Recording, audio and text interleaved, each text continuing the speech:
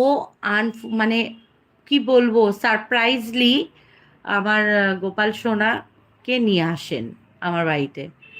তো নিয়ে আসার পর সেই আমার বাড়িতে গোপাল আসলো 2021-এর এন্ডিংয়ে বা 22-এ এরকম হবে। তারপর আমি রাধাকৃষ্ণ আনলাম।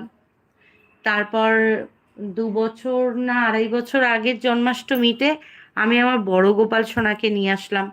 এইভাবে গোপাল সোনারা আসতে শুরু করেছে। তারপর আমার বান্ধবীটা কেদারনাথ গেছিলেন। কেদারনাথ যখন গেল, দেখো আমি সিঙ্গার করতে করতে গল্পে ঢুকে গেছি, যাই হোক ভালোই লাগছে আমার স্টোরিটা বলতে। আমি কেদারনাথ, আমার বান্ধবী যায়, আমি তখন বললাম আমাকে আরেকটা ছোট গোপাল এনে দে। তো ও কি করলো, আমাকে গোপাল কিনলো, কিন্তু আমার বাস্তু, মানে আমাদের বাড়িটা পুরো বাস্তু মতে করা। তো আমি যে আমার বাস্তু কনসালটেন্ট আছে তাকে ফোন করলাম।